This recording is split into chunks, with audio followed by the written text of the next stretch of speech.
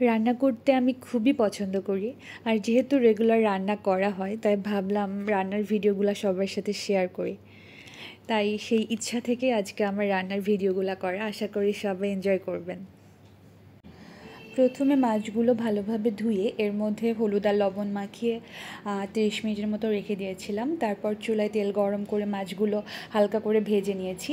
আর আলু আর পটল লম্বা লম্বা করে কেটে এটার মধ্যে হলুদ আর লবণ দিয়ে আমি কিছুক্ষণ ভেজে নিয়েছি। এখন মশলাটা রেডি করে নিব। এই মশলার মধ্যে দিয়েছি আমি জিরা বাটা, ধনিয়া গুঁড়া, মরিচের গুঁড়া আর হলুদের গুঁড়া। এই তো। তারপর সবজিগুলো ভেজে নিচ্ছি আরেকটু। ভাজার পরে আমি চুলায় তেল গরম করে এটার মধ্যে আমি জিরা ফোড়ন দিয়েছি। জিরা ফোড়ন দেওয়ার পরে এটার মধ্যে আগে থেকে রেডি করে রাখা যে মশলার মিক্সচারটা ছিল ওইটা আমি ঢেলে দিয়েছি। তারপর এটা কিছুক্ষণ আমি কষিয়ে নেওয়ার পরে সবজিগুলো দিয়ে আবার কিছুক্ষণ কষাচ্ছি। কষানোর পরে এটার মধ্যে আমি দিয়েছি গরম জল। তারপর কিছুক্ষণ ফুটানোর পরে আমি এটার মধ্যে আগে থেকে যে মাছ ছিল ভাজা, ওই ভাজা মাছগুলো দিয়ে দিয়েছি এটার মধ্যে। কিছুক্ষণ ফুটানোর পরে এটার মধ্যে আমি ভাজা জিরার গুঁড়া দিয়ে দিয়েছি। এই তো। তারপরে ফাইনাল লুক আমার জিরা বাটায় গুলশা মাছের রেসিপি। মাছের মুড়োঘণ্ট রান্নার জন্য আমি মাছের মাথাগুলোতে হলুদ লবণ মাখিয়ে ভেজে নিলাম। এখন আলুগুলো কিউব করে কেটে সেটাও হলুদ লবণ দিয়ে ভেজে নিয়েছি। মশলাটা রেডি করে নিচ্ছি। এখানে দিয়েছি জিরা বাটা, আদা বাটা, মরিচের গুঁড়া, ধনিয়ার গুঁড়া আর হলুদের গুঁড়া। আর চিনি গুঁড়া চালটা আমি জল দিয়ে কিছুক্ষণ ভিজিয়ে রাখবো। এটা দিয়ে অ্যাকচুয়ালি আমার মাছের মুড়োঘণ্টটা হবে। আর মশলাগুলোর মধ্যে একটু জল দিয়ে এটা মিক্স করে নিব। আর চুলায় তেল দিয়ে এটাতে ফোড়ন দিব শুকনা মরিচ, তেজপাতা, তারপরে জিরা আর দারচিনি, এলাচ।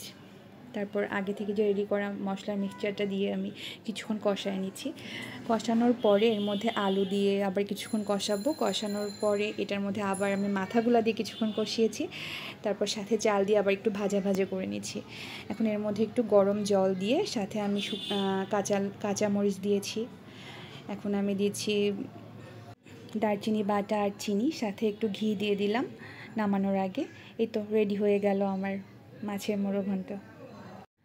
লাউ বড়ি রসা রান্নার জন্য লাউগুলোকে আমি কিউব করে কেটে হলুদ লবণ দিয়ে সিদ্ধ করে নিয়েছি। সাথে আমি কুমড়ো বড়িগুলোকে হালকা তেলে ভেজে নিলাম। এখন চুলায় ফোড়ন দিলাম শুকনা মরিচ, তেজপাতা, জিরা, কালো জিরা আর মেথি। সাথে অ্যাড করেছি আদা বাটা আর একটু ধনিয়ার গুঁড়া। এগুলোকে একটু কষানোর পরে আমি এটার মধ্যে দিয়ে দিলাম সিদ্ধ করে রাখা লাউ। একটু ফুটানোর পরে সাথে আমি অ্যাড করেছি ভাজা বড়িগুলো। এটা কিছুক্ষণ জাল দেওয়ার পরে আমি এটার মধ্যে দিয়ে দিব হালকা চিনি, একদম সামান্য। আর সাথে দিয়েছি ভাজা জিরার গুঁড়া। ভাজা জিরা দেওয়ার পর কিছুক্ষণ নেড়ে চেড়ে নামিয়ে নিয়েছি। এটাই ফাইনাল লুক। ডালের বড়া ভর্তা করার জন্য ডালগুলোকে আমি হলুদ লবণ আর মরিচের গুঁড়া দিয়ে মেখে ভেজে নিয়েছি। আর সাথে অ্যাড করে দিয়েছি কাঁচা পেঁয়াজ, ভাজা শুকনা মরিচ, লবণ আর সরিষার তেল। এই তো ফাইনাল লুক।